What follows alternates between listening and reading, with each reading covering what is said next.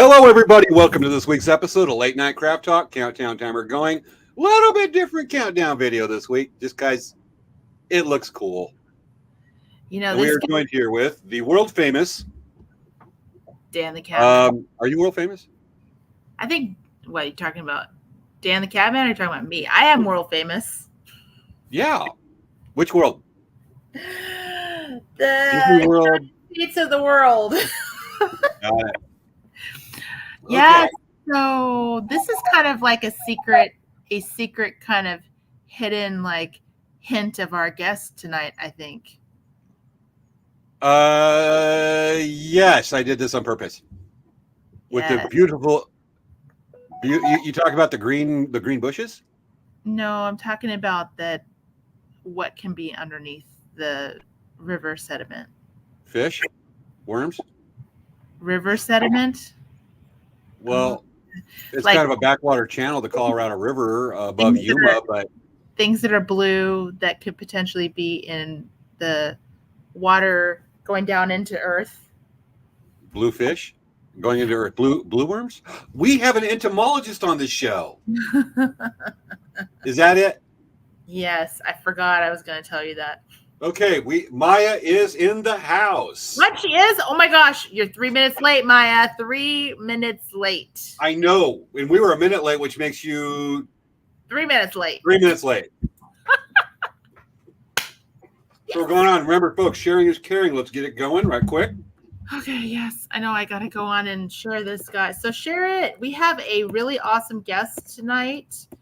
You guys are definitely going to want to share this because it's going to be a lot of great information that everyone is going to just love to share and learn about. So please share. We really would love it if you share. Yeah, we got the watchers coming in, so I'm getting ready to share on my end. Folks, if you like turquoise jewelry or historic turquoise anything tonight, or just lapidary, cutting stones for jewelry, whatnot, this is the show you want to see tonight. This is going to be good. We've never had any other guests like this before, and we've been looking forward to this for a while. When Savea told me our tonight's guest, I was excited. So this is awesome stuff, and it's just going to be the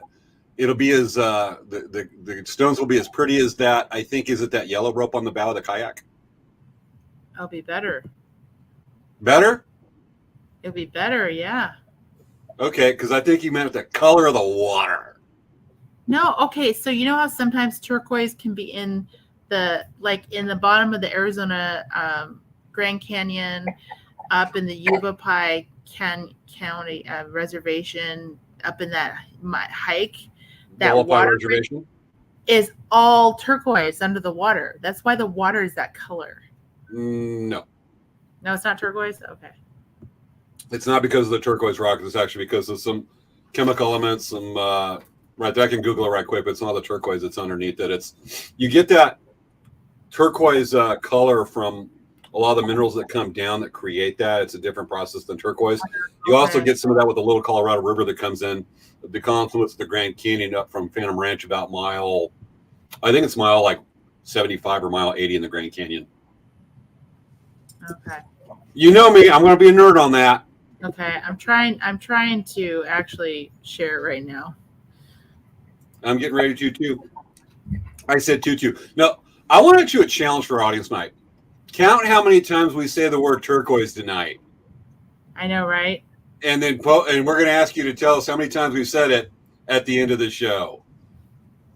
I know. We're going to say it a lot, but it's that's what the show's covering. It's cool stuff. I was looking at some old work that I've had for a while. And we've got some viewers already signing on. God, I need to get mine done. I need to do this. I can't walk and chew bubble gum like every week. All right, we've already got some viewers. We got Wendy coming on saying happy Friday and also happy birthday, Marine Corps. I'll be addressing that a little bit tonight.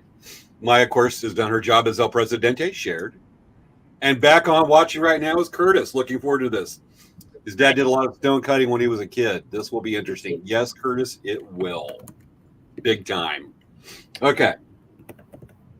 We're sharing. And we're about to hear me in the background again. Don't freak out, folks. It's not a time warp. I love it when things work.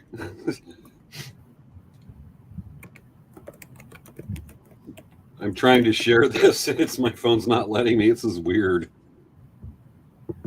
Every so often, we have one of those shows where things just, technology goes, I'm not going to work the way you want to today. Yeah. So. Okay, there we are. I'm going to share. Yeah. So I just shared. I had to turn the sound off because I couldn't stop the video and it wouldn't let me share it because it was just weird. So I was like trying to share and then not be making everyone listen to our conversation 3 times repeated because it was echoing. It was weird. 3 times repeated, 3 times repeated, 3 times repeated. Yeah. You know what happens when you look redundant up in the dictionary? Is it redundant? It says the redundant.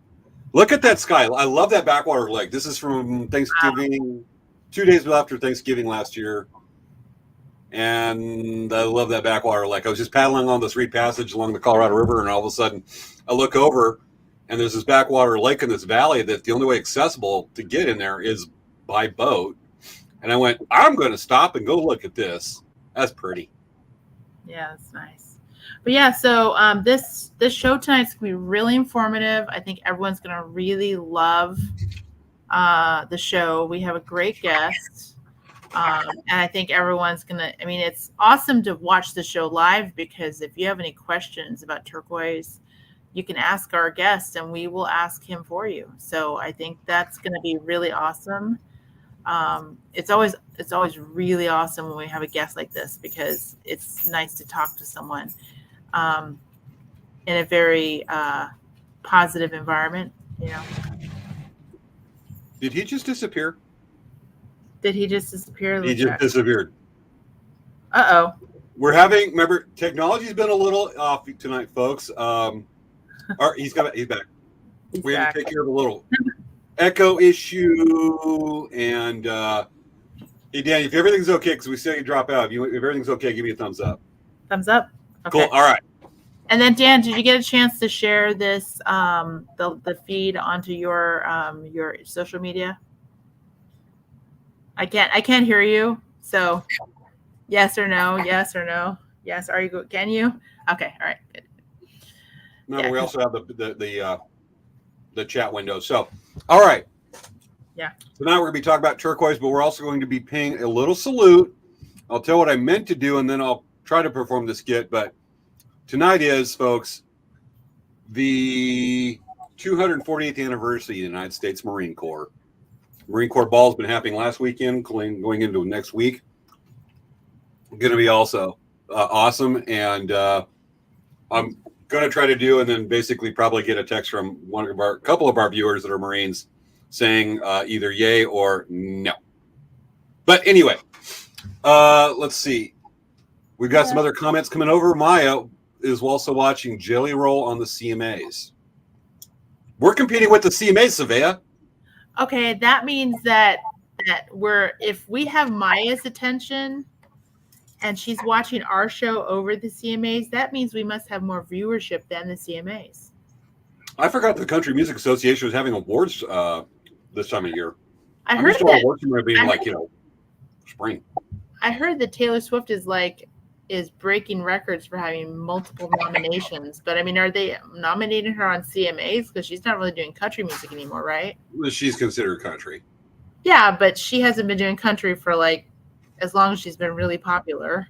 Have you know how much country and pop have crossed over the last 20 years? And her Eras, it was called Eras Tour right now, is just breaking all kinds of records. People setting preteen girls and early 20 and people in their late teens going, "Oh my gosh!" If you don't believe me, just look at TikTok. I mean, she started the whole letter bracelet trend again, so now that started up again. Gotcha. We're almost time for countdown, folks. Here we go. You ready? Ready, oh my God. Okay. Yes. Oh, there go the birds. We're coming in for a landing. It looks like we're coming into that big rock right there. Cool. In the water. And 10, 9, 8. 7. 6. 5, 4, 3, 2, 1. Let's start the show. no time. Woo-hoo. It's time for Late Night Craft Talk with hosts Savea Kamori Yang and James Hermes. Let's get the fun started. It's time to start the show.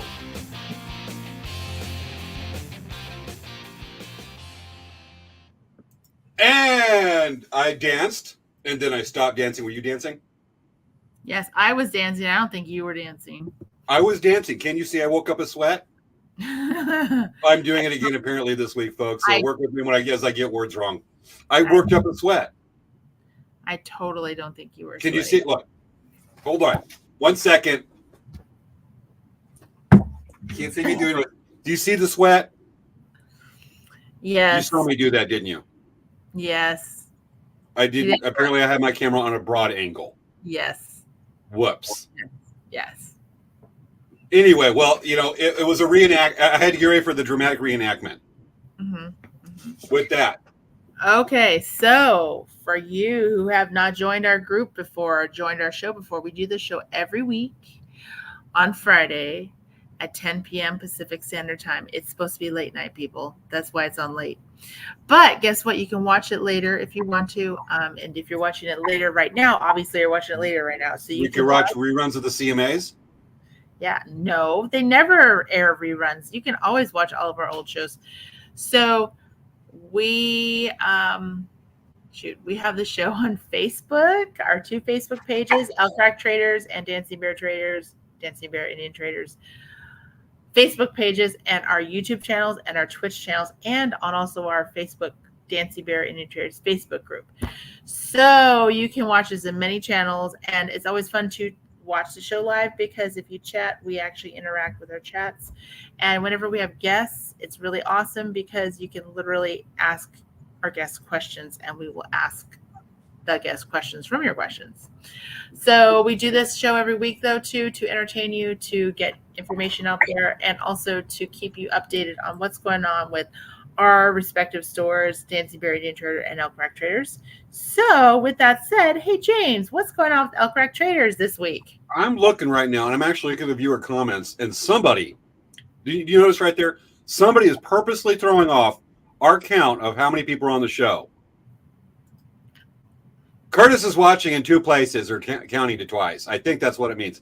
Curtis, you're trying to throw us off so we look good and raise our view numbers. You're doing your part so we look good to our advertisers like Quarantinos. And also Dr. Pepper and Disney and Dr. Thunder, don't you mean Dr. Thunder? Oh yeah, and you the Walmart version of Dr. Pepper or the Sam's Club version. And you Twit Face. Absolutely. All right. So what's going on with Elk Crack? Last weekend we were at the Ridgecrest Powwow. And we did have a couple people that came up and says, we watched the show. They're POW people. They weren't living in Ridgecrest, but they were there. For those of you that don't know, Ridgecrest is just inside Central California in Inyo County. It is the way up there, like longitude-wise, above Death Valley a little bit. It's almost a 4-hour drive just from my house to get there. As some of you that POW in the Midwest, that's just, that's called, for some of you, that's called going to the grocery store. But still, it's a bit of a drive, and it is way out there. We can see the Southern Sierras from the POW out there in the desert. And it was, I got to recycle the PowerPoint. Hold on, I got to get over to a picture. So we're over there, and, great visiting people, a lot of fun. And I got to give a shout out, and let me look up his name real fast, but the MC that weekend, and seriously, let me look this up real quick. We had an incident at the powwow. Luckily, this is rare, but we had somebody that they had a free drawing. The powwow is free to the vendors. It's an old style like that. Not many do that, and they even had a free drawing with some stuff that was donated from each vendor. And here we go. I'm looking. We had a person there from town, one of the locals, that got very mad that Okay, there's your director. They got very mad that they didn't get a drawing. It's a free drawing, and they just absolutely started going rah, rah, rah, rah, rah, going after one of the specials, and the drawing happened, and she's just complaining, and then she just stormed off through the arena. You're not supposed to walk through the arena, folks. Stormed off, and I got to give kudos because there are some arena directors that would just start picking on her. This person, excuse me, start picking on this person, or lay into them, or make fun of them. And the arena, the NC for the powwow, and I'm not finding the flyer right away, so go fig. I'll get his name out before the end of the show, but he handled it, never made fun of the person, spoke in generals to the generality of the audience, and absolutely was a class act dealing with this person. And that's why I want to really give a shout out to the MC. And here it is. The MC is Arlie Washington, who's Navajo. He actually lives over in Arizona, I believe near Phoenix, Arizona, either Mesa or Tempe specifically. And I want to give a shout out. He was an absolute class act, and it was really good. We've also other MCs that are very good, but they'll take that easy target, and he handled it well, and it was very good. Other than that, at the powwow, I spotted something that, people come over and, some people dress kind of informal, or they get creative, and, they want to get creative with their clothes and whatnot. I don't know how else to do a lead-in for this, but I don't know how to explain that, Savannah, you wear flip-flops. Do you anything special with the flip-flops? You just wear them as is, right? Generally, yeah, just wear them as how normal people wear flip-flops. Yeah, that's not too bad. I know it's kind of a weird question. 1 foot at a time, and they usually go between the toes here, so you're walking around. So you do that. Do you like walking on grass with your bare feet? Yes. A lot of people do. As long as there aren't any birds in them. Gotcha. Well, have you ever thought about combining flip-flops and walking on grass at the same time? I've seen some stuff on Oddity Mall, I think, where it's like AstroTurf glued to flip-flops. Bingo. Yep. I don't know why, but somebody wants the best of both worlds. And it's just, I looked at that and I went, I don't know how to take a picture of people, but I went, that's just too damn weird. So I had to take a picture of that and zoom in and do that. I was wondering what that picture was that you had on the slideshow. I'm like, what is that? That's a weird photo. I'm like, did Dan that? I wanted to save that surprise for Savannah going, what in the world? It's just like, why? And if it gets hot, it doesn't feel like that. Well, I know that walking on AstroTurf is not the same as walking on fresh grass. I love walking on fresh grass. It's actually grass and not weeds. Gotcha. I think Earth's going to have to do something in the next few weeks. Something in the next few weeks with. We can probably improvise something with AstroTurf flip-flops. Mm-hmm. Matter of fact, let's just try this, Savannah. Let's do our sales pitch. Folks, have you ever wanted to walk on grass or walk with flip-flops? Your turn. Have you ever wanted to be grounded with the earth and actually constantly feel one with yourself and the earth? No matter where you went in the world, in Concrete City, then try Mossy Toes. Mocky toes? Mossy toes. Mossy toes. I like that. You can find it at your fine stylish retail outlets such as Walmart. Or needless markups with an extra special designer touch. Wait a few more weeks when all those people are buying it and it's an overstock and nobody's buying it. You can get it at the 99-cent store. Maybe. Or you want to also maybe at the Dollar Tree because maybe that one's better. All I can say is after a few weeks, these are going to be in the markdown section at the Dollar Tree. Half off of half off. Yes. And that's what we got for tonight. Okay. And what's going on with Dancing Bear? So last weekend we were at Red Mountain Powwow in Scottsdale, Arizona at the Pima Salt River community baseball field. We had a lot of really awesome customers that we got a chance to see. We saw a lot of people we haven't had a chance to see in a while, so it was nice. And it was nice to be back in Arizona. It was a little hot. I'm definitely glad we're back because let me tell you, I definitely can't handle the heat in Arizona anymore. That's not my thing.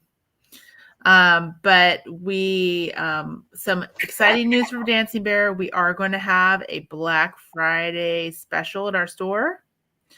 So Black Friday weekend, there will be a promo. So if you watch and follow us, definitely plan to do a little shopping with Dancing Bear Black Friday weekend because you're going to not regret it. It's going to be an amazing deal. Additionally, we have a new thread to use in replacement of Nymo D. Nymo D thread that has been shredding and having production issues. There's been all this kind of buzz on in social media about it. We have replacement thread. So in size D, we have 2 or 3 options that people can do. So that's something that's really major. I'm going to have a video on it. We also are getting in new fabric. We got in a bunch of new fabric, so I have to take some, do some Facebook videos. So coming up soon, we're going to have a whole bunch of videos on new stuff that's happening at the store. Yep. Oh, and then I'm sorry, one more thing. Indio Powwow is coming up on Thanksgiving weekend. We will be there. Got it. And also, where you want to see, if you want to see Savas and I in one place, we've got to announce the date, but we are saying that it's going to happen sometime in January. Oh. The drum class is coming back. I can tell you what date. What day? Okay, hold on. I'm opening it right now. It can't be MLK weekend. Wait. I'm actually going to get ready to mark it down on my phone right quick. We discussed this in advance, remember? I'm putting it on there because I probably wrote it down. Nope. January 20th. Okay, we can do that. Oh my God. So January 20th, folks. We'll be putting up the stuff for it, but you can learn how to make your own hand drum. Yes, and really love it and hold it and name it Fred. Was that what the dude said on the cartoon? Yeah, sure. Got it. Really quick, I wanted to mention really quick. Maya's asking where's everyone watching from. So just make sure to put in the chat box because I see we have a bunch of chats popping up, and people are okay. So here, let's see. So actually, this is kind of a cool one. We have a note from Curtis. He's looking forward to the show because his dad did a lot of stone cutting when he was a kid, and he's very interested about the show. And then let's see another one. Let's see. I'm going down here. Grass sandals. LOL. Let's see. Oh, and this is good. Outcrack Trails needs to make a t-shirt like Dancing Bear. We did, but awesomeness cannot be contained on a shirt so much. And all my designs included, well, never mind. I was going to make a bad joke, but I'm just going to abandon the project because it would go nowhere. So Kelly said with those flip-flops. Miguel said that those will be available at the Tractor Supply Shop. Yeah, Jose, he is the husband of Lizette Whitehorse. I'm hoping I get the name correctly. I thought that one, who's the husband of the head woman dancer at Ridgecrest Powell last weekend. Oh, also cool. A good friend. Cool. I did. All right. Watching from my couch in 29 Palms from Wendy Hodge. Okay. We're going to do a quick shout out, and then we're going to bring our guest of the evening. All right. We mentioned earlier that today is the 248th anniversary of the founding of the United States Marine Corps. I was actually going to shoot a video, but today just went off the rails today with business and working. So I was going to do this video. One person who's watching in particular is going to recognize the character name that I was going to do was Gunnery Sergeant Bilko of the United States Marine Corps. I didn't have time to film the video, but I have the script. Are we ready? Sure. Okay. Now, folks, kind of imagine the Marine Corps theme playing, and I'm going to go ahead and just there's my mouse cursor. I'm going to go ahead and just get the background going right quick, and we're going to do a salute to the United States Marine Corps, minus the bad chroma key effects because the algorithm for StreamYard does not like my green screen. These are two things that do not get along well. All right. Marine Corps right there. I'm going to put on my DI sunglasses. I don't have the hat because I couldn't find it in my garage. Do the DI sunglasses. This is actually not easy to slip into. All right, folks. I'm going to do a live reading of the skit without the accoutrements and the camo shirt I was going to have. All right, and I'm reading it from this way, so deal with it because it's on the screen over here. All right. me. Here we go. Hello, my name is... I got trying to get the DI voice going on here. All right, it's like, I got to do like the Lee Ermey thing. I love Lee Ermey. Okay. United States Marine Corps. Semper Fidelis. All right, let's try this. I'm going to slip into character more as we go through this. Hello, my name is Gunnery Sergeant Bilko from the United States Marine Corps. I'm here to tell you civilian pukes that today is the 240th anniversary of my beloved Corps.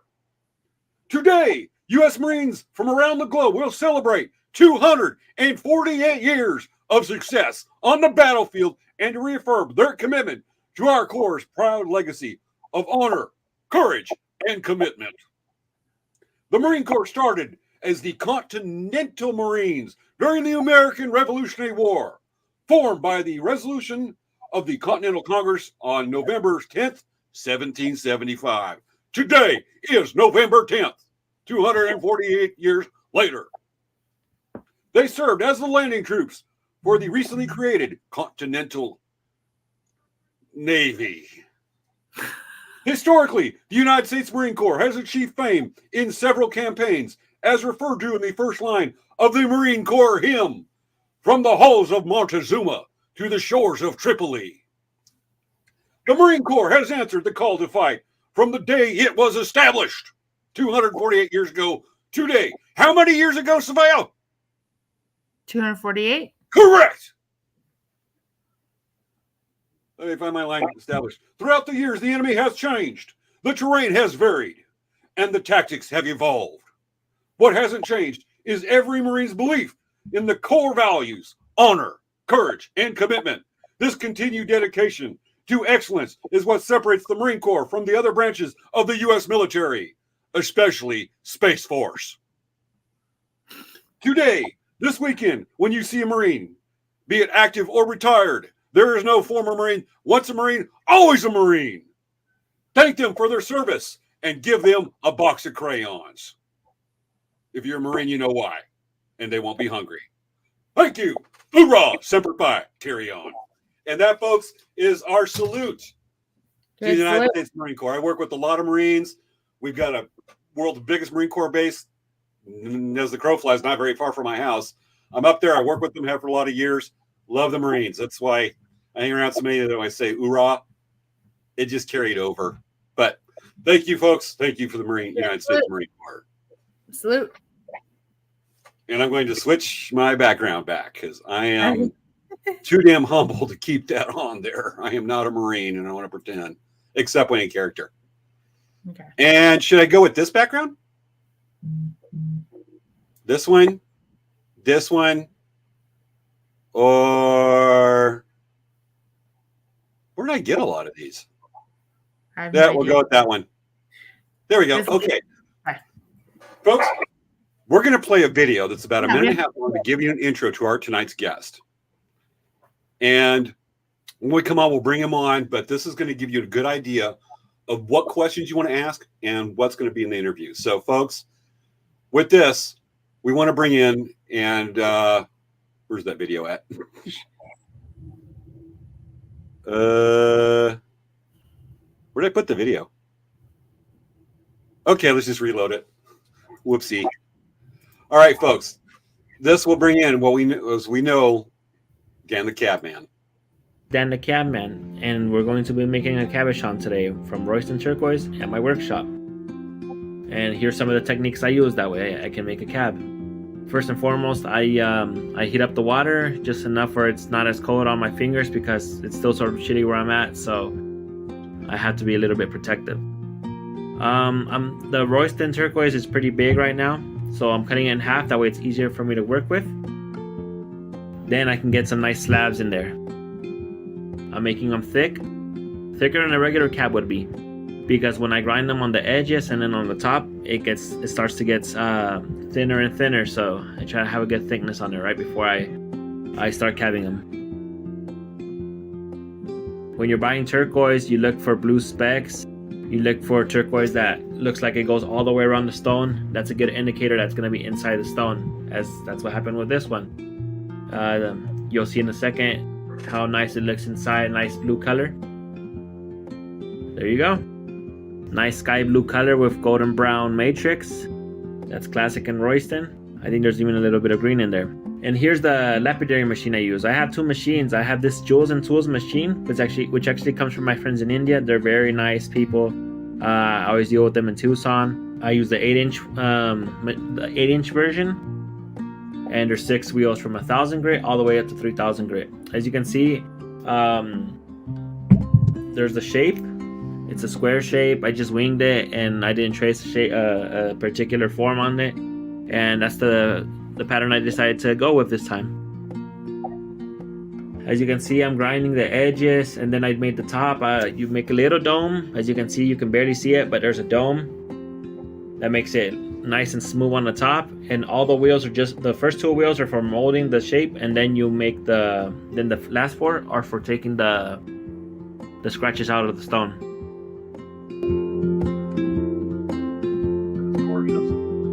You repeat the process until you're done, and then here we come to the polishing stage. I just use a regular buffer with Zam. You gotta be careful because that thing can rip the stone out your hands. As you can see, there's a mirror-like polish on this one right now. Looks very nice. One of my favorite turquoise, Royston.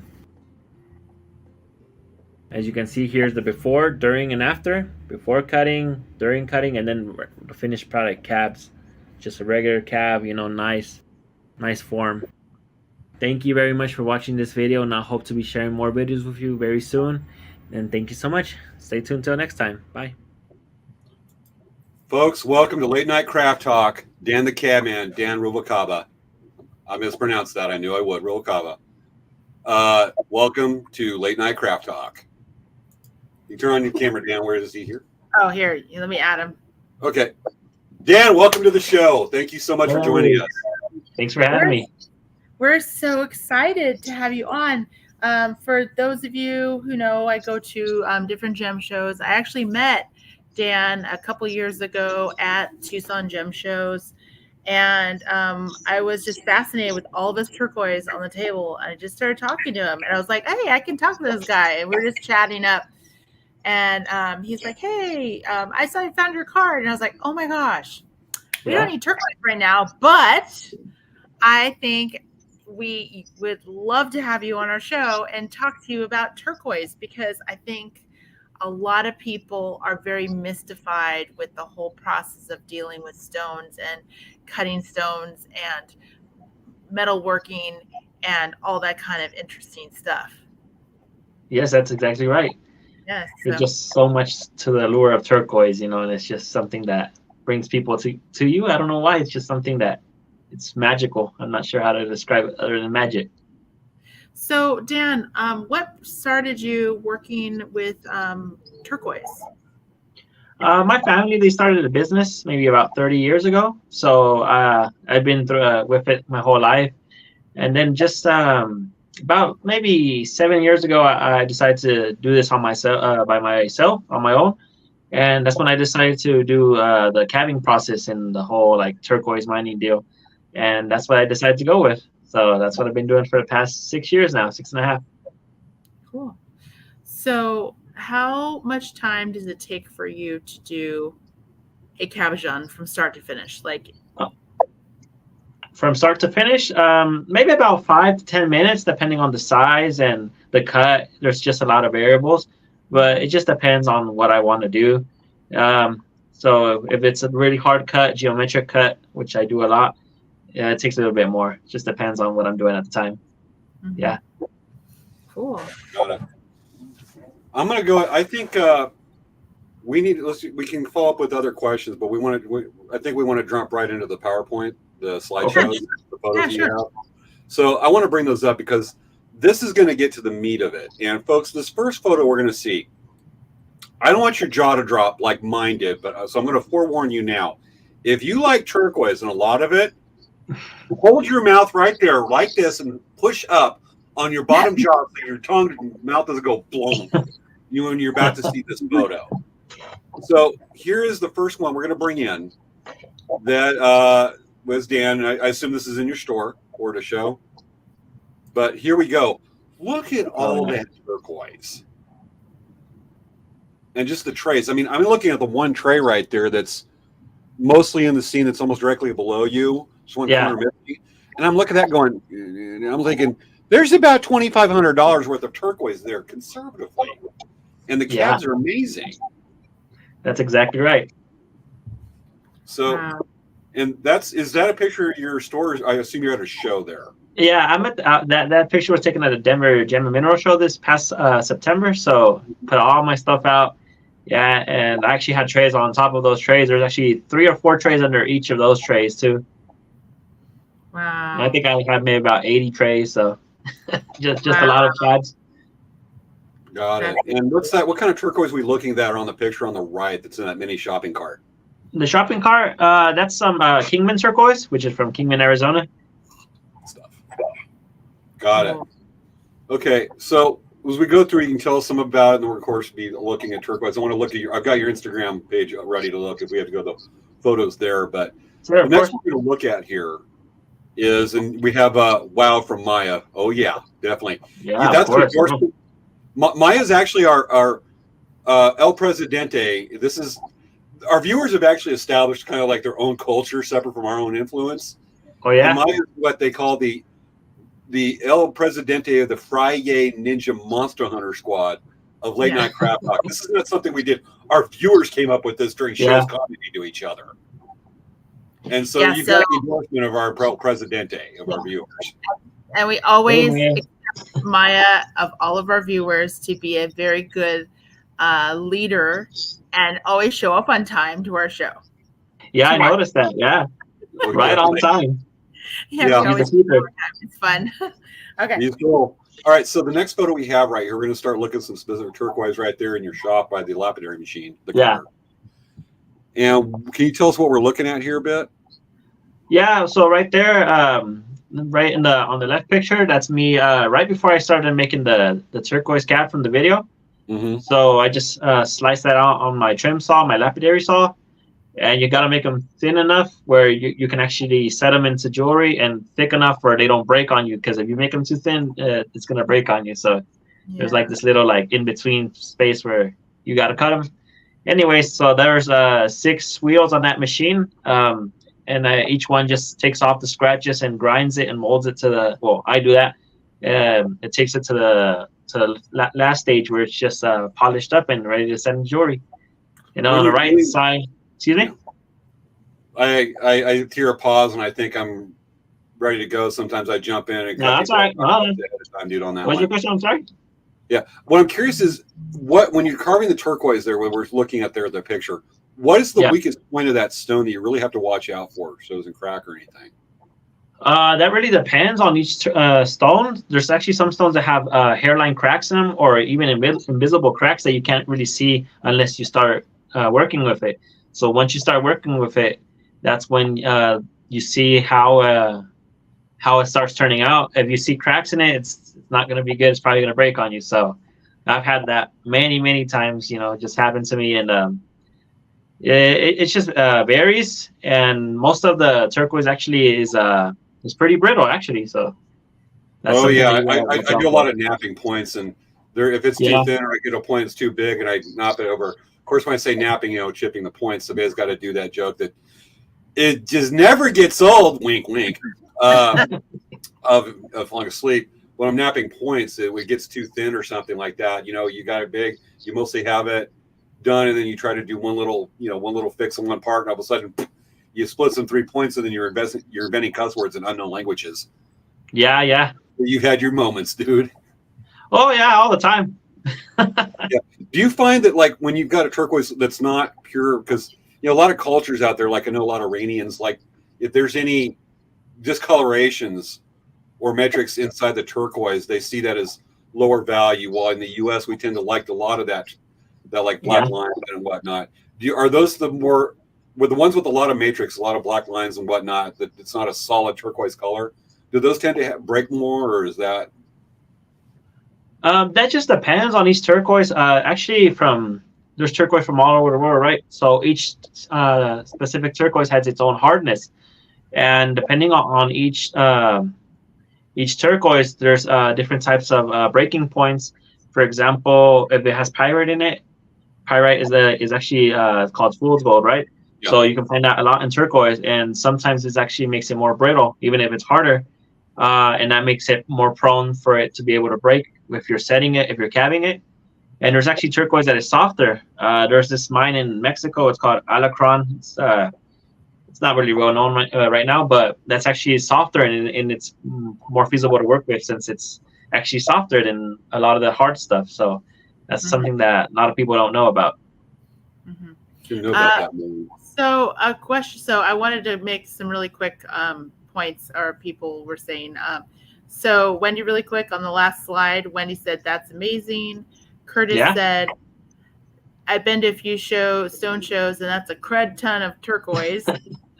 Yeah, I've had a lot of those comments before. Yeah, and then one of the questions that we have from one of our viewers is, does your family mine turquoise as well?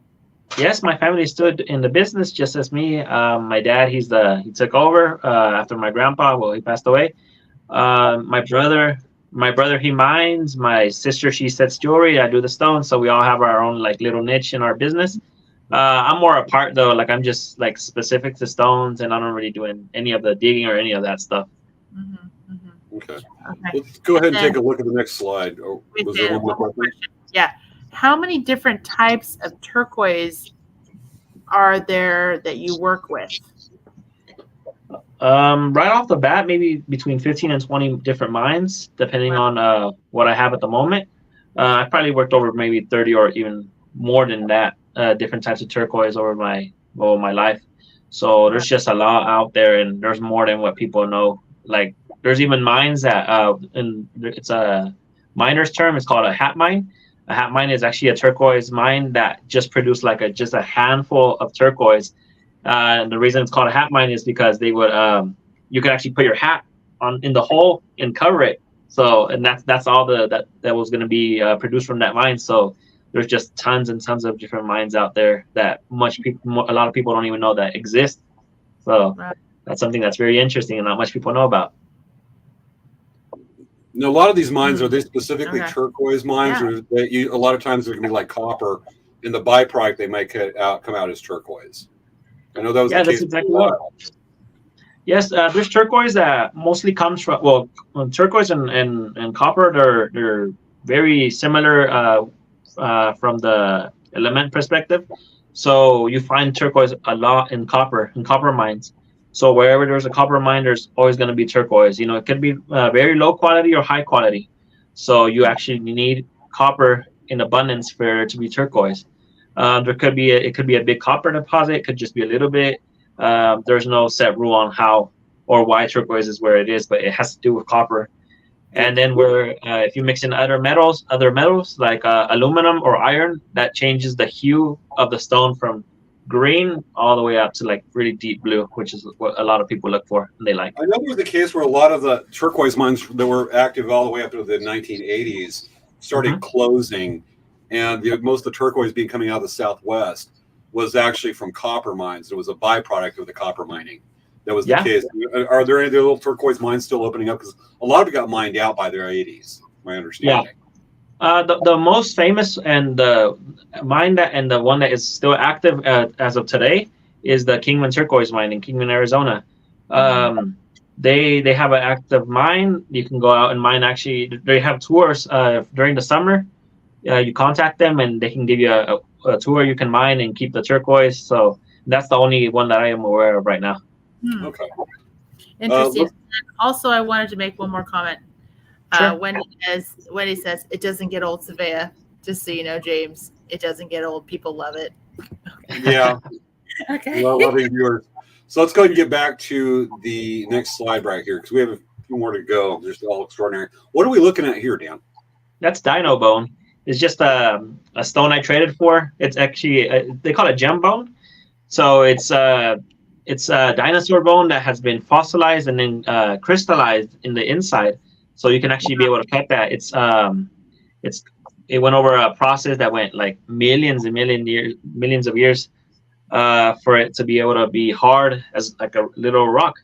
And that's something that a lot of people really like. It's pretty abundant in like in Utah, Colorado, even Arizona. So it's actually in the Southwest as well. So a lot of people like that. Yeah. That is really cool. Dinosaur bone, huh? Yeah. So I actually have it right here with me. I'm not really sure what part of the dinosaur it came from or what type of dinosaur it was, but there is a lot of it out there. And there's very high end pieces and there's like low end pieces. I think I got one in the middle. So it's really cool, and it's something that you can find at a lot of gem shows or rock shows around. That's really cool to have. That's very cool. Dinosaurs. Yeah. Pretty cool. We did a sketch a few months ago where we were doing making fun of ChatGPT, and we did a video where it looked like it was going to be we did a video where it was actually an avatar, and I did an virtual reality talking to ChatGPT, and we were doing this whole thing about me wanting to dedicate the life to looking for dinosaur poop, and ChatGPT saying, "Don't dedicate your life to looking for dinosaur poop." And then he said he wanted to make jewelry out of dinosaur poop. So I mean, is it possible just right now? Because obviously you are superior to ChatGPT exponentially. Is it possible to cab and carve and make out of jewelry copalites? I'm not aware of that. I know that they mine it, but I'm not sure if it's able to be sticking jewelry unless you do something extra to it. Not to my knowledge. I still have a quest. It was so funny. He's like, I would still want to make dinosaur poop jewelry, and ChatGPT was like, I don't think it's safe for you to be making jewelry out of poop. Yeah. It was actually interesting. I mean, we recorded. I completely improvised. I didn't know I was going to ask, but I just first thing I thought of right there was dinosaur poop and went off with it. And it was like ChatGPT's trying to be like really philosophical, going, don't dedicate your life. There's other endeavors you can do that are more meaningful than looking and making jewelry out of dinosaur poop. Okay, let's get back to the slideshow so we get a little less off the rails. We get closer to the rails and back on track. I'm having fun. Got it. So we have that. Here's the next slide. What are we looking at, dude? That's water web turquoise. I don't know if you can see it because of the light. But we're gonna highlight you. Okay, that's not highlighting you. No, that's not highlighted. Okay, you know how to do, James. Here, wait, let me spot it. You got it? Yeah. So are those blue bits? Are those actually turquoise inside the stone? Yeah, that's actually turquoise right here. And if I switch it to the side, you can see it's just a rough stone. It's gray. That's actually how turquoise comes from the ground. So it doesn't really look like much unless you know what you're looking at. Mm-hmm. And this is one of the pieces that I said for myself. I got to keep something for myself, right? So. Oh, let me tell you, I understand that. I have a lot of. Yeah, you should see my collection. I got stuff that I don't even show anyone. Actually, you know what my favorite gemstone is besides turquoise? I really love lodolite. Oh, okay, cool. Look for lodolite pieces where there's little bits of like rainbow, like inclusions. So when you turn it, it has this like kind of ghost light rainbow thing in there. Yeah. So, yeah. Got it. Well, before we get off, I got to show you one of my favorite pieces. It's tantamount to jewelry, the gem cutting. That's actually an opal bird point. I got to show that to you before we get off. Just why don't you go get it right now? No, because I don't trust you with the crowd. No, come on, go. Because I don't trust you because I know what you do because I do it myself to you when you leave. All right, let's get on to the next slide here right quick. Okay. So we have, what kind of turquoise are we looking at here? This turquoise is actually a rare turquoise from northern Mexico. They call it tonal turquoise. This stuff hasn't been mined since the 70s. Wow. Some of that old turquoise old mines is so hard to get.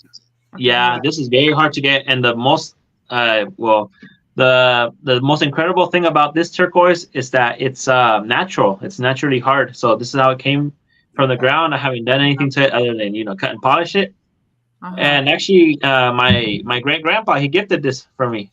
He worked in the mine since the 50s, and he left in the 70s. So this is how how old this piece is. So it's about maybe 50 years from the ground, plus the other couple millions, formed. And this is really a special piece for me. So I mean, it's not the best cut or nothing, but it's something that I treasure a lot.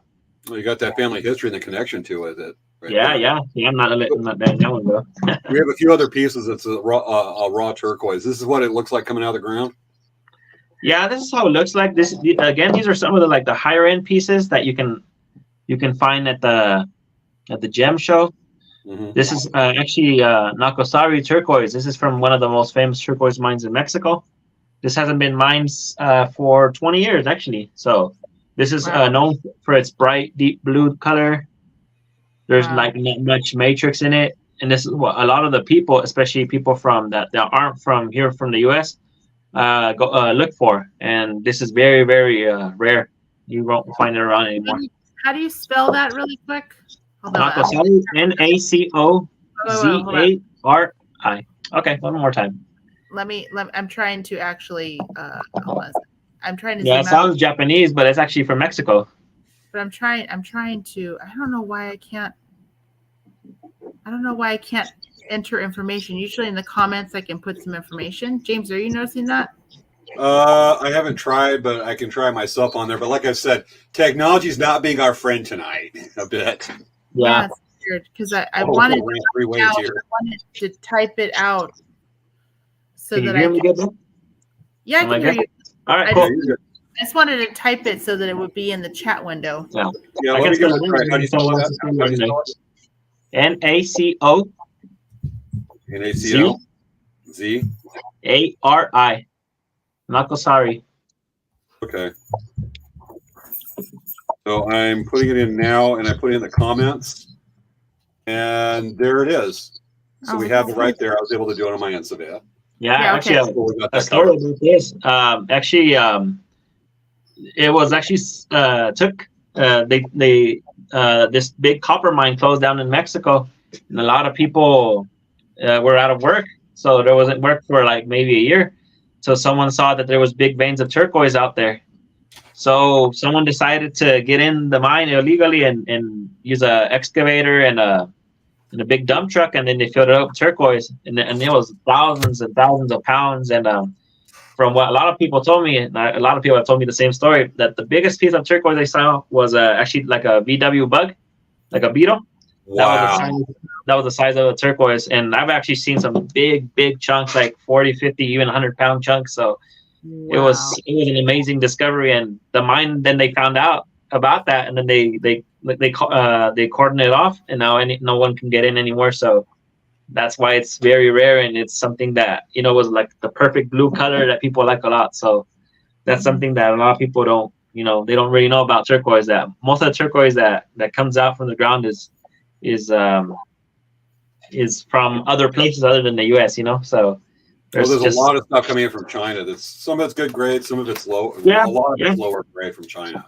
Yeah, I've actually been to the Turquoise Museum in Albuquerque. I recommend anyone that if they're in Albuquerque or in New Mexico, for that matter, they have a lot of good information about turquoise. They have specimens from thousands of years ago. I think they from over 200 turquoise mines, even more. And yeah, so they're very knowledgeable as well, and they got a lot to show. So I recommend going to the Turquoise Museum in Albuquerque. Yeah, a few years ago, there was actually the King Tut Experience, which was the largest collection of artifacts from King Tut's tomb out of ancient Egypt. And I toured over the California Science Museum in downtown Los Angeles a few years ago. And the turquoise jewelry they had, the inlay on his bow, and some of the mask he had, the turquoise on there, and looking at it was so high grade. I'm looking at this thing that's 3,500 years old, looking at going, just look at the gemstones and the quality turquoise they had that was mined, I assume probably from lower Egypt, from the Lower Kingdom area. Yeah. Looking at that. And just to think that the carving they did 3,500 years ago on these pieces and how great it was, I'm going, I love if the mines were putting stuff out these days, but you find a lot of the mines are just played out of turquoise for anything that you can get from domestically or in Mexico a bit, or the general Southwest general area. There's a lot of turquoise been mined out. Well, it necessarily hasn't been mined out. There's just a lot of regulations right now, especially with the EPA, Environmental Protection Agency. So that they try to, whenever you dig a hole, you have to, whatever you take out, you have to leave it as is, like when before you dug out. You know what I mean? So it's just a lot of work, and it's not really viable for for someone to dig a big, really big hole and then just try to dig redig it for for the future. So a lot of people they don't see it viable. And for some reason, the Kingman mine, as I mentioned, they have tours and all that stuff.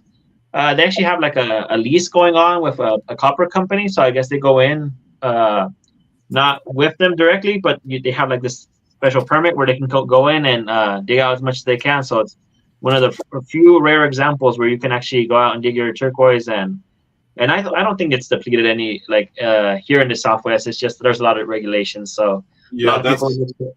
Huh? I'm remembering that because I have a granddad that did a lot of turquoise, some turquoise mining. He did some prospecting, but mostly just silversmithing. And he's in his mid 90s now, and the guy still does incredible work. He lives in Aztec, New Mexico.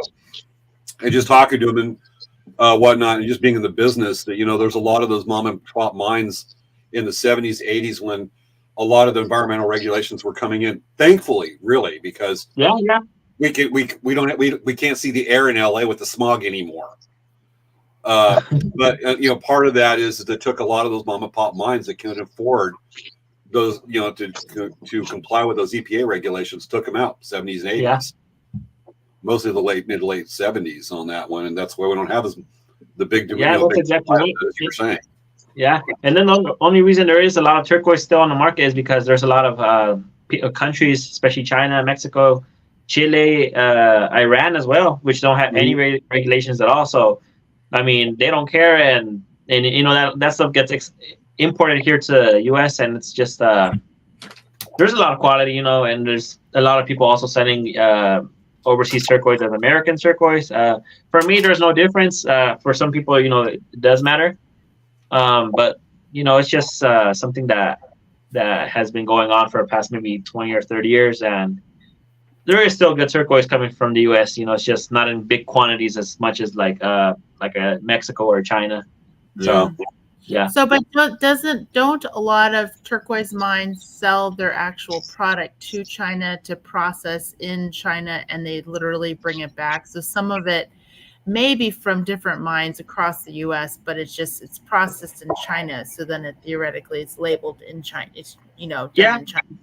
Yeah, I guess there's these weird like importation rules. I guess like if something goes into China and it comes out, it's technically made in China, even if they do whatever. So that is true. There is also Chinese turquoise that you can just tell right off the bat it's Chinese. There's something that's way different, or whatever for some reason that is different from here in the U.S. So for turquoise. So if you're if you're very knowledgeable with turquoise, or someone who knows turquoise, and it's just easy to tell which is which just by looking at certain things in turquoise, different turquoise mines, not just Chinese turquoise, even stuff here from the U.S.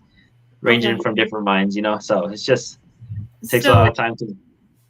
James, do you have some more slides to show? Because we just have a couple more right here to touch on because we're getting toward the end of the show. We still got a few things to do, but I think we were already onto this picture right here. We've already covered that, just some of the raw turquoise coming to the ground. And then we have this right here, which is, I believe, the glass. Paint. Car paint.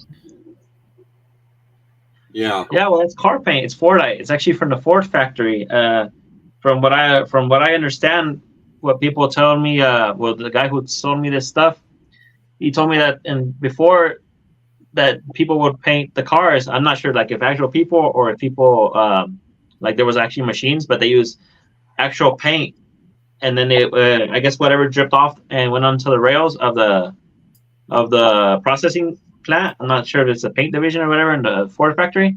These would layer up after like hundreds and hundreds of cars being painted. So you can see that there's like a lot of different colors in here. So these are all different types of colors and that were on cars.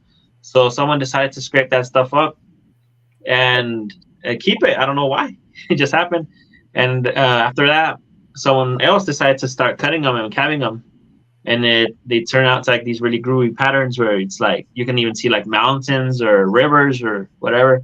Yeah, that's so cool. So and this stuff can't be made anymore because the paint division now they use like electro painting, which is like I guess they use like electricity to put the paint on there without actually using like too much paint. I guess it's to save paint and do it faster. So you don't see this anymore. So this is something that's really like it's different in turquoise, and it's not like a stone, but it's something that like a lot of people are looking for, and it's something that's I don't know, it's pretty rare. So Yeah, something it's I just just really like that keep cool. around.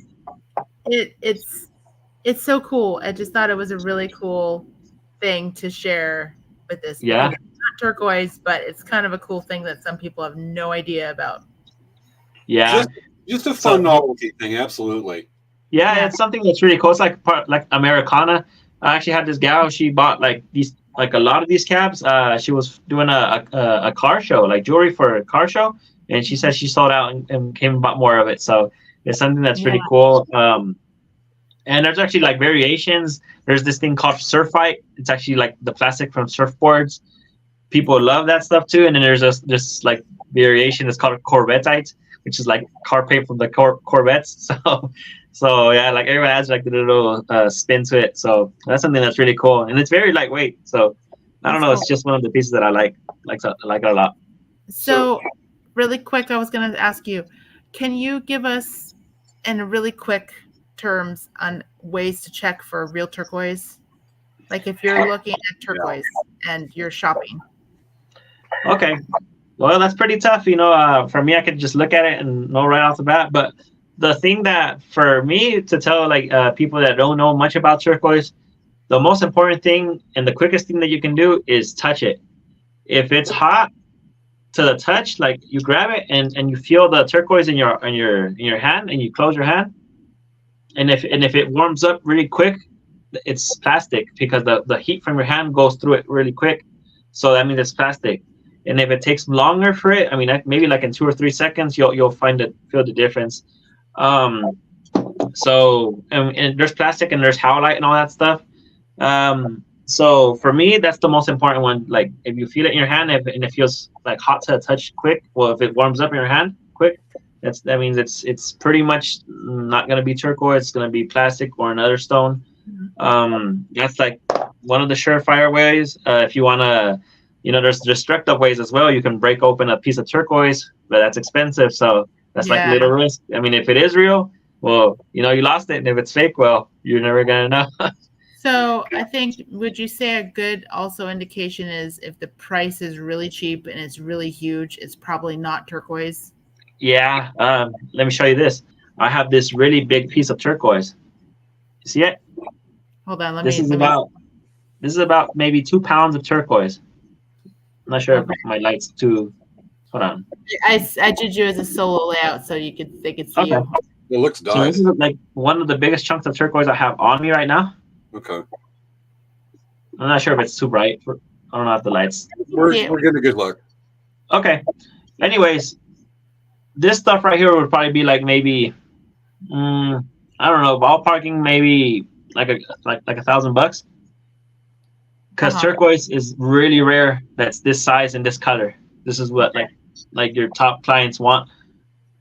And if you want a really big chunk of like howlite or magnesite, it's gonna be like $5. So there is a big like difference, and it's just like there's no way that you're gonna find this for like $5 nowhere. Like so price point wise, there's like a lot of if it's too cheap, if it like the old saying, if it's too good to be true, it probably is not true. Also. And there is. I was about to say word for word, almost. So I think we need to go into about 5 or 10 minutes overtime. We got some good stuff here. Let's do this. Let's do it. Yeah. So, folks, we're not ending in 4 minutes. We're going to be ending in about 10 to 15. We still usually we try to keep our show right at an hour, but we feel this is good information that we could use. Yeah. I'm going to go grab a couple things right quick. I want to show a piece of turquoise I have and the opal piece, but when I'm doing this, I think I might want to explore just what's authentic turquoise and how howlite and some of the other materials that can be imitated for our viewers to look for in and real turquoise. So I know some of you, that was a big thing we want to talk about. I'm gonna go grab that piece of turquoise I was talking about right quick. Okay. And don't you be tricky with the audience. Okay, guys. So James is away from the camera.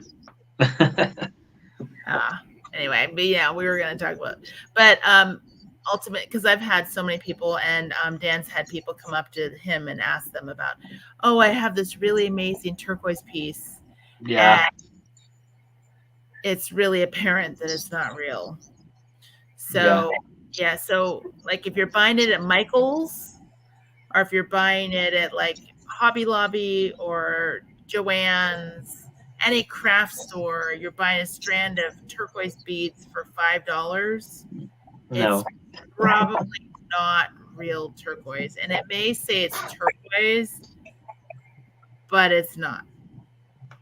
Okay. Yeah, it happens a lot. It's just. I mean, I even sigh at the moment of thinking of that. Yeah, so I have a question from Maya. She said, how long have you been shaping or in the turquoise business? Well, like I said, my family, they started before I was even born. So I've been with it my whole life. But me doing this personally, like getting my feet wet and doing all that, I've been doing this for about 7 years.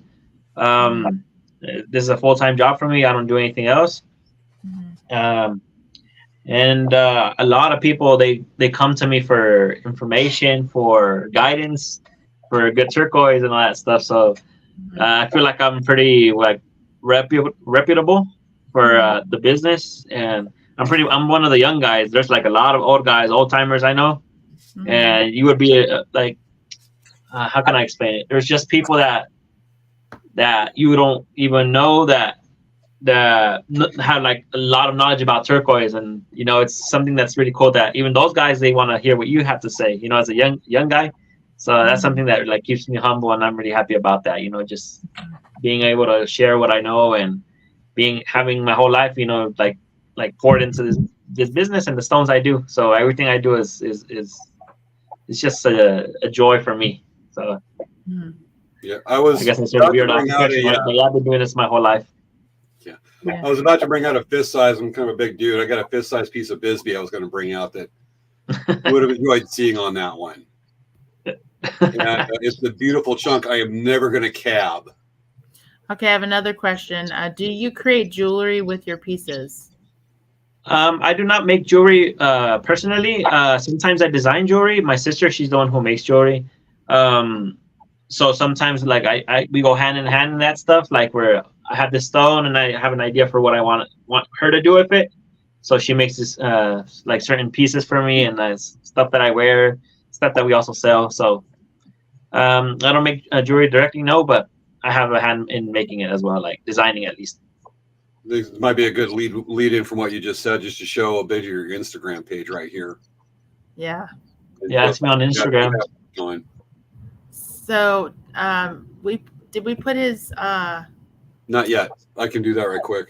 Yeah, because I also have loaded up right here. It's just your website that shows individual. Yeah, that's my website. I actually got some November deals going on.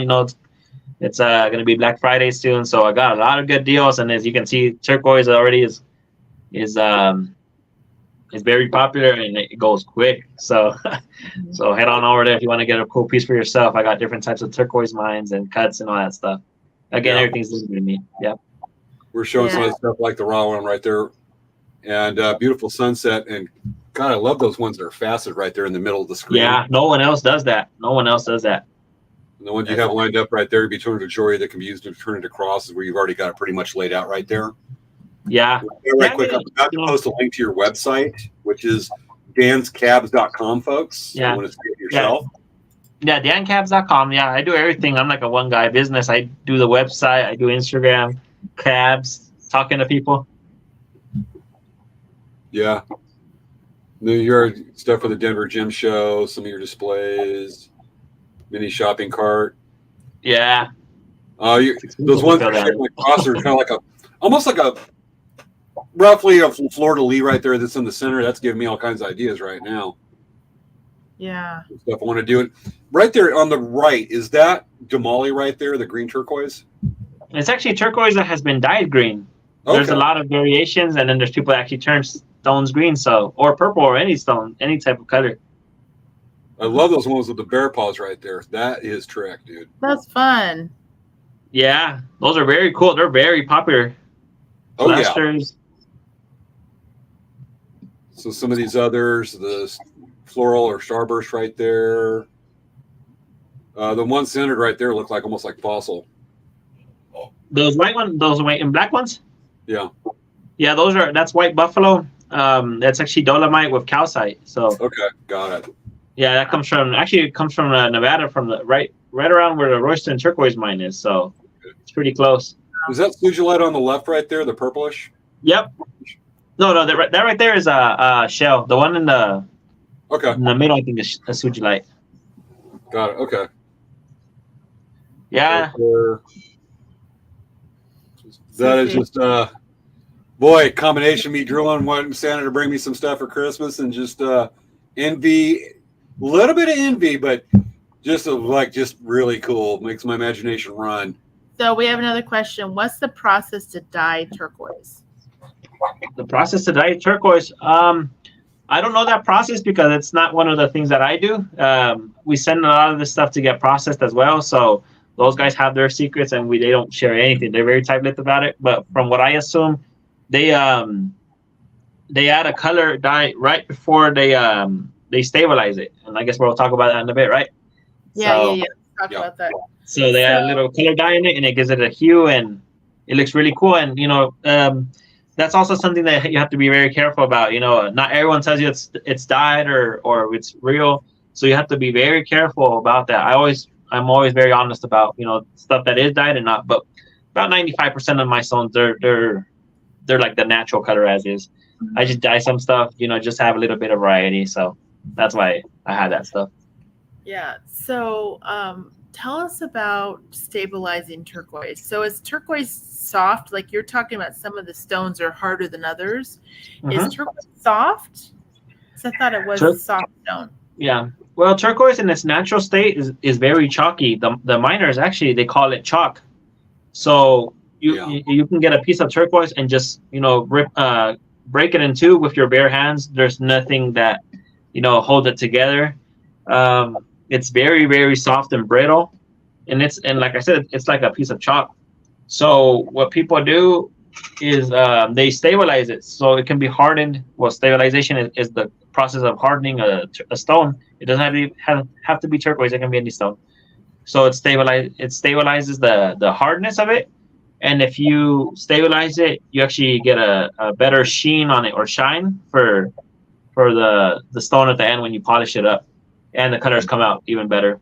The reason that stabilized is because about 99% of turquoise in the market is very, very, like I said, it's chalky. So there's no way you can cut turquoise right from the ground unless it's hardened naturally, and it's very, very rare. I've talked to miners that they've mined for 30, 40, 50 years, and they say they've only seen a handful of turquoise that you can cut right off, right from the ground. So that's something that not a lot of people know about.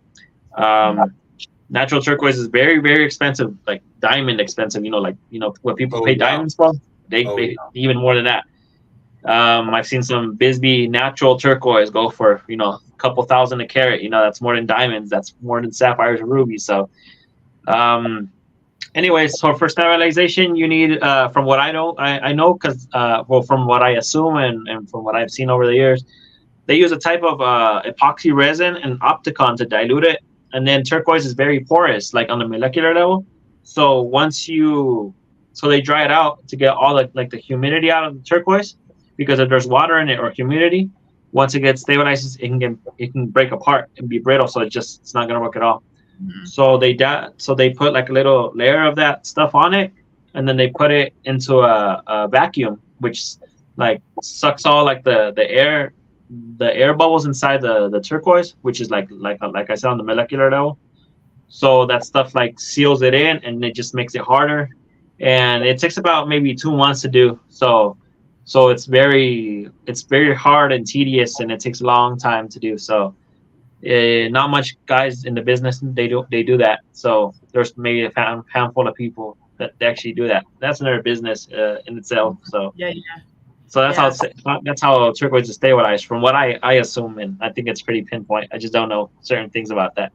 So you might know this answer. So whenever I've gone to a gem show, there'll be a rock that's really chalky, right? But then there's rocks that are super shiny, and they almost look wet because when you go to gem shows, you always spray them with water to see what the stone looks like wet, so you can see what the stone is. Yeah. So now, what do you put on the? Do you put polyurethane on it, or like how do you make it look perpetually wet, like that rich color? Like a mirror shine, like a wet shine.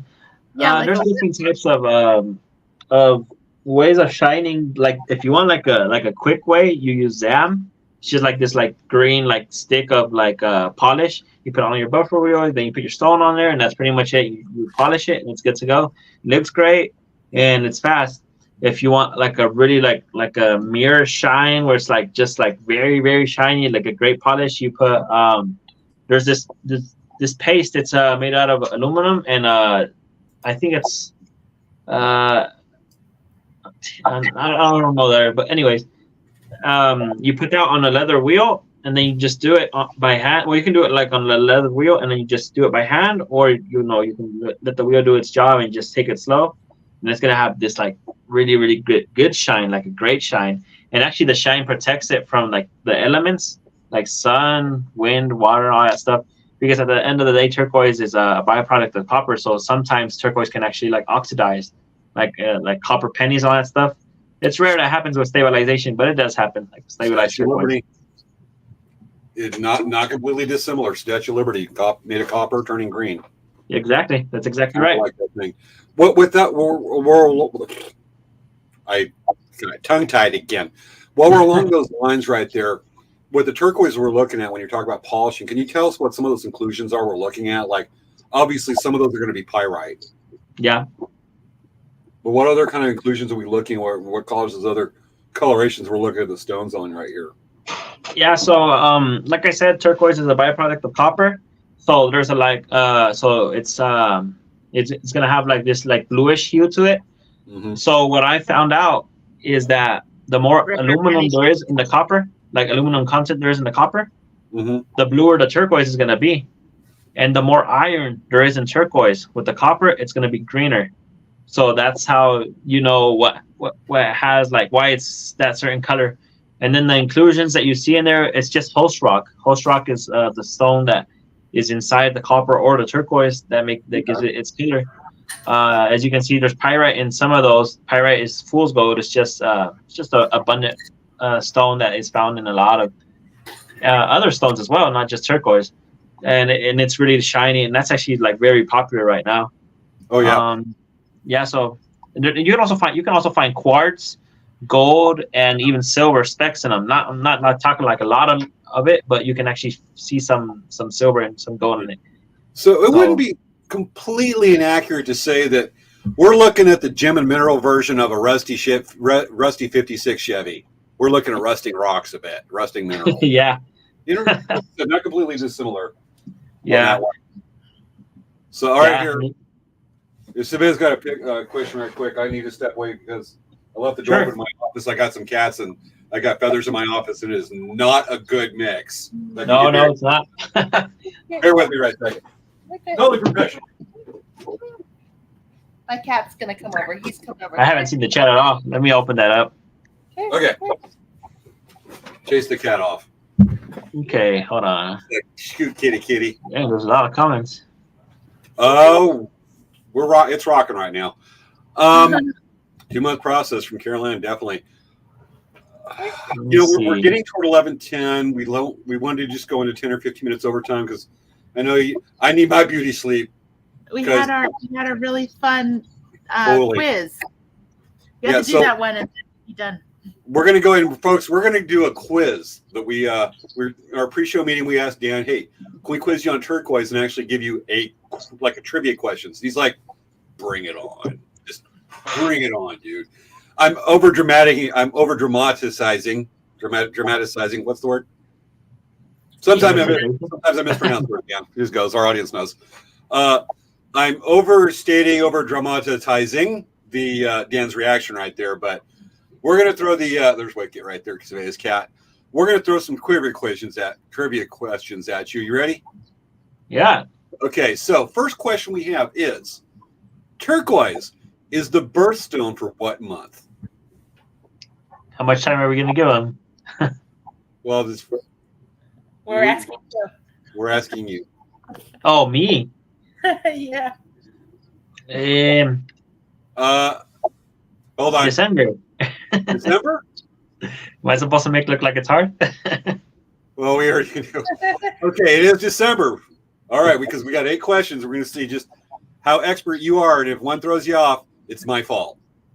Okay, next question we have for you is. It's always James' fault. That's always my fault. Turquoise is found in what type of region? What did we say? Let me see. Arid? Yeah, actually, yeah, you got Dry, it. arid?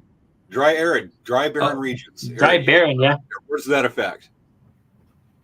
And then we have the next one's going to be turquoise is one of the oldest gemstones to be mined and used in jewelry. True or false?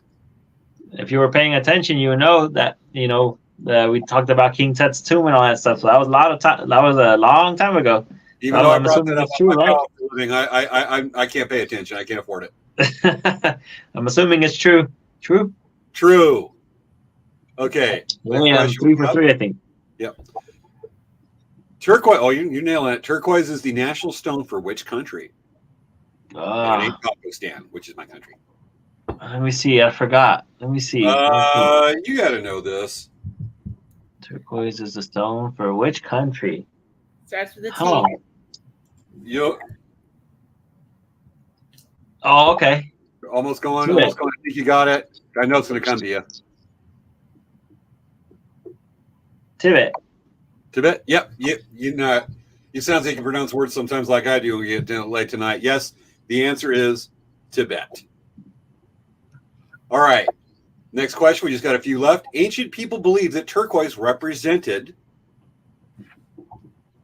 wisdom, good luck or good fortune, fertility, and abundance, I think. Nailed it right there. You got words that effect again. Wisdom, tranquility, and protection. Yeah. Oh, you're killing it. You're killing it, dude. The odds are so low on this bet. All right, next one. Turquoise can range in color from blue to pinkish purple, whatever that color is. True or false? Yeah, pinkish purple. Yeah, well, not naturally, right? It's false. It's false. Blue to green. Yep. False. All right. I would love purple turquoise if it really existed. Colors range from bright blue to Tibetan green. All right. Turquoise is derived from which French expression, and what is the translation? So we got a two-parter here. Turquoise. Yeah, well, hold on. Well, turquoise is named because of the French thought that it came from Turkey. So that's what they call it, turquoise. So turquoise, how do you say Turkey? Hold on. Place from Turkey. I think you've already got it, dude. You've actually already answered both parts when you were thinking out loud right there. So, yeah, that's a gimme right there. Pierre turquoise. Pierre is stone. Turkish stone. Yeah.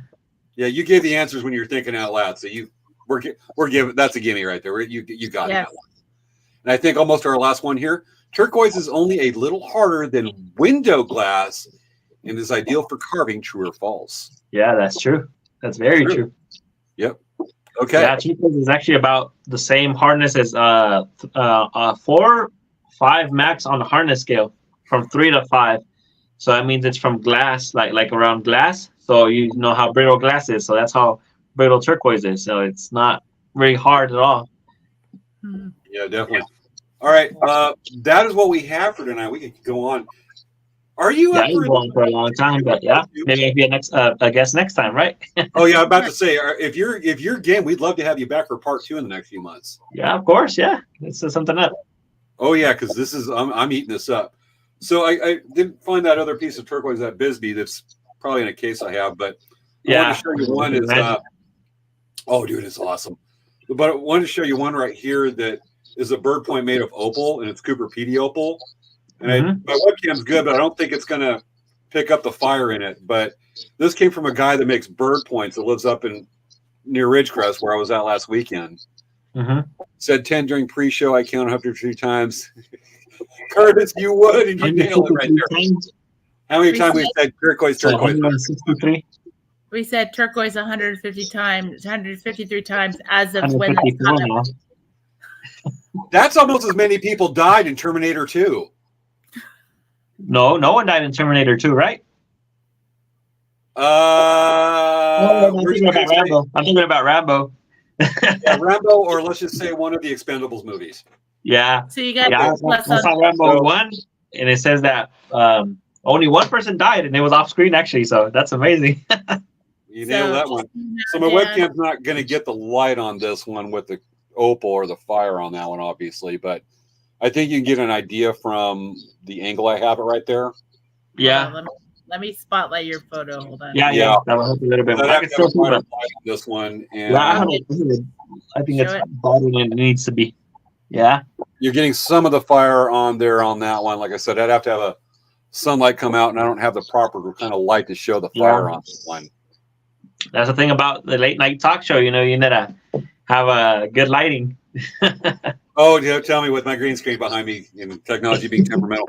Well, normally I don't come in showing a piece this fine on it. I mean, I could take a picture with my phone or something like that, but so it's not really showing. But I just figured that somebody like you would dig it, because it's a piece I kept for myself that I bought off a guy that makes bird points, and so I showed it to some people that work for the Smithsonian. They were like, "Oh my God, this thing's amazing!" And I'm like, "Yes, I know."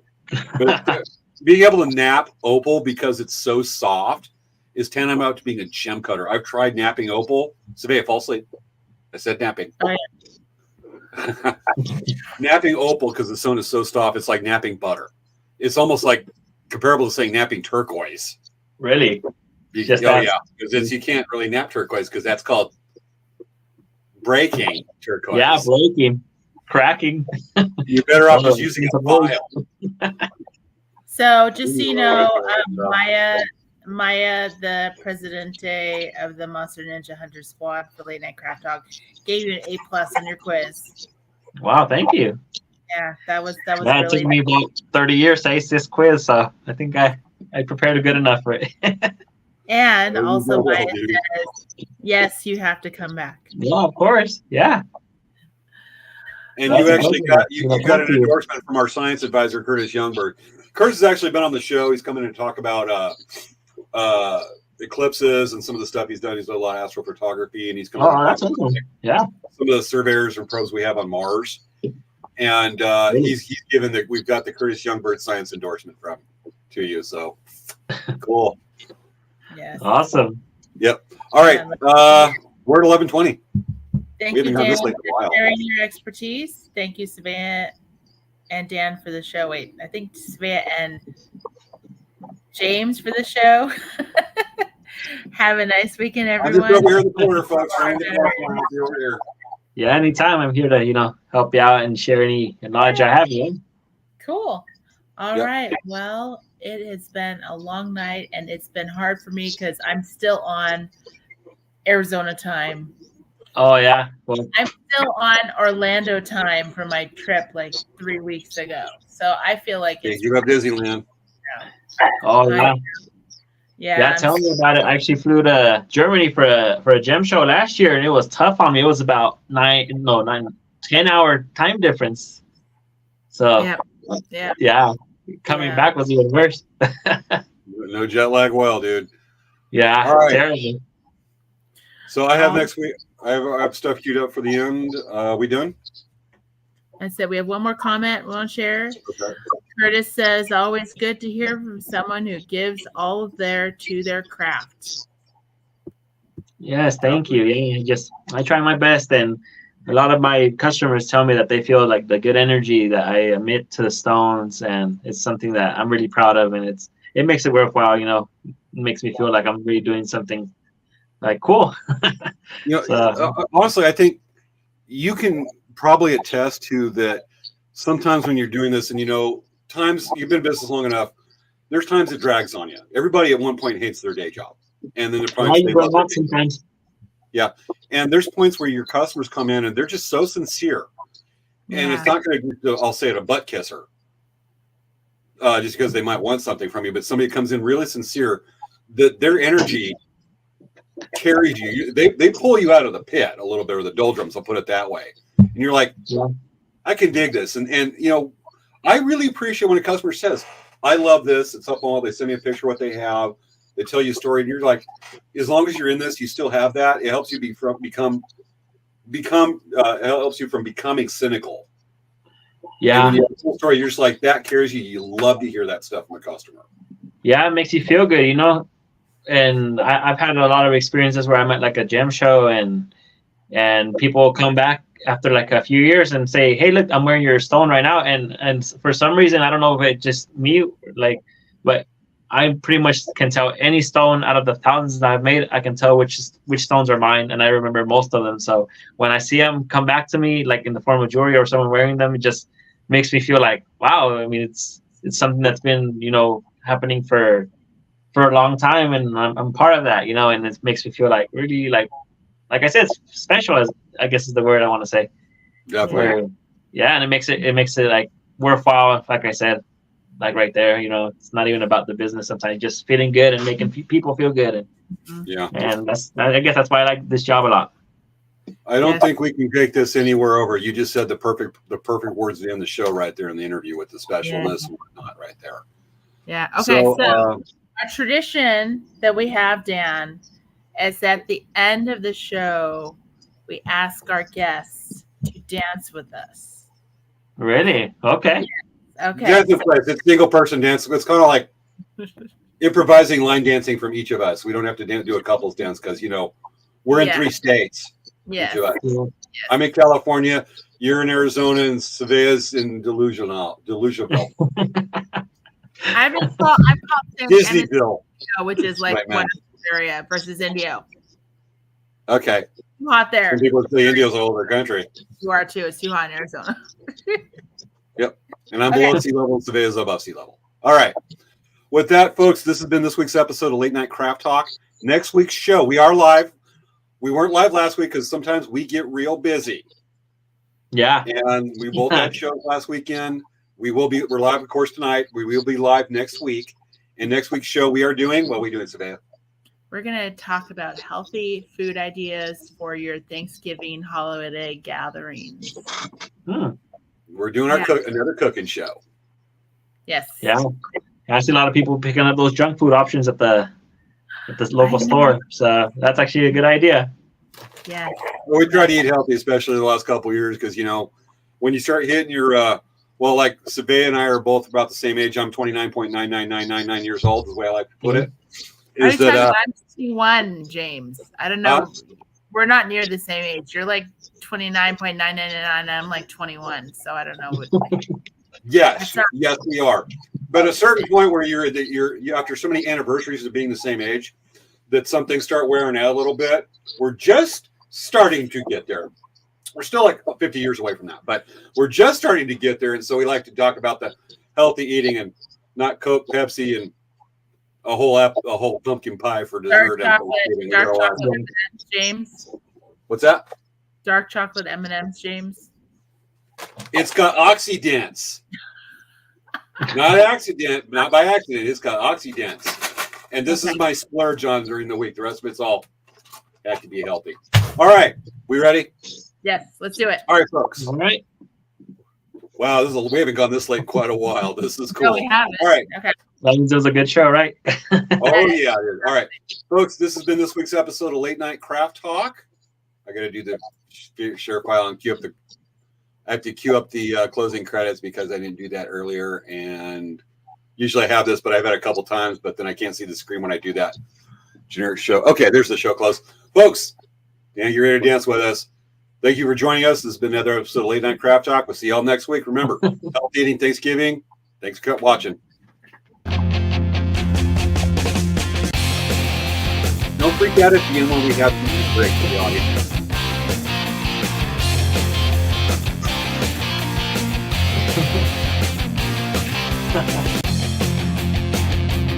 I'm drinking on the job.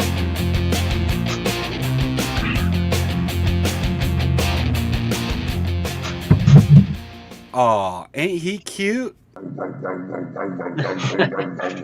That's Jar Jar Pickles or Jar Jar Hypno Pickles. Good night, folks. Good night. Bye.